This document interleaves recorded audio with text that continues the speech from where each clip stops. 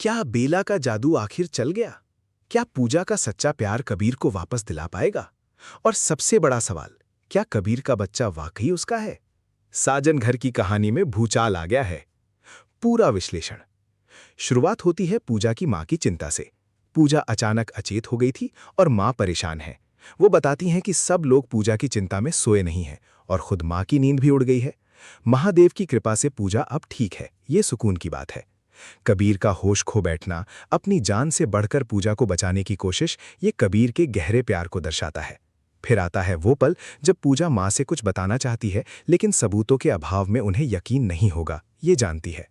वहीं बेला जीत की खुशी में शराब पी रही है, लेकिन पूजा की मां बनने की खबर सुनकर रुक जाती है। ये पल बेला की चालाकी और पूजा की स्थिति का विरोधाभास दिखाता है। बेला का ये दावा कि घर का हर फैसला उसके इशारों पर होगा क्योंकि कबीर उसके वश में है, कहानी में एक बड़े खलनायक की एंट्री का संकेत है। पूजा की मां बनने की खबर और उसकी खुशी, कबीर के लॉकेट उतारने के पश्चाताप में पी गई शराब, ये सब बेला के षड्यंत्र का हिस्सा लगता है। वहीं पूजा का संकल्प, अपने मंगलसूत्र और सिंदूर की कसम, कबीर को बेला के वशीकरण से बाहर निकालने का एक नायिका के रूप में उसके उद्भव को दर्शाता है। वो तूफान से टकराने को तैयार है, ये उसकी दृढ़ता को दिखाता है। दादी का हारना, बेला का जीतना और पूजा का उनसे पति को वापस दिलाने की भीख मांगना, ये दर्शाता है कि बेला ने एक बड़ी चाल चली है। दादी का ये कहना कि बेला ने सिर्फ एक पल जीता है, जिंदगी नहीं, और कबीर के मन का सच, उसके दिल की गहराई में अभी भी पूजा के लिए प्यार का जिंदा होना, ये पूजा के लिए आशा की किरण है। दादी का मंत्र, प्यार से बड़ी कोई ताकत नहीं, पूजा के रास्ते को परिभाषित करता है।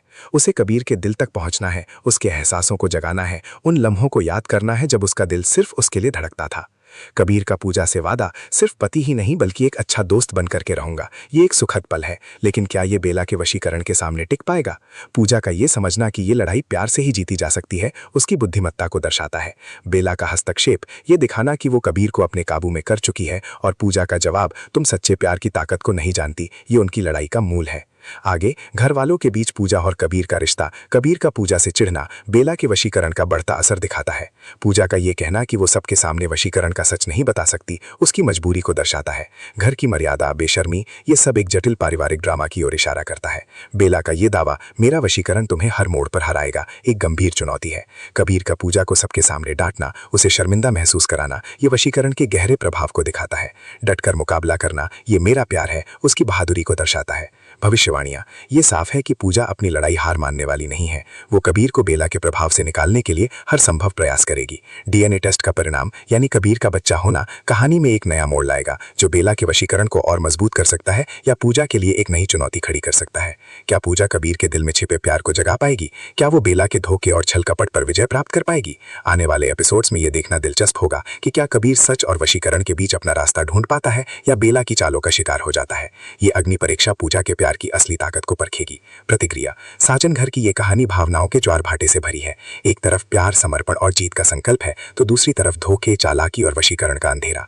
दर्शक निश्चित रूप से पूजा के साथ सहानुभूति रखेंगे और उसकी जीत की कामना करेंगे, जबकि बेला के चरित्र को घृणा की नजर से देखेंगे। कबीर की दुविधा और पूजा की पीड़ा कहानी को और अधिक भावनात्मक बनाती है। तो भूल ही गया, ला तेरे हिस्से की भी मैं पी लेता हूँ। इस घर की हर चाल, हर फैसला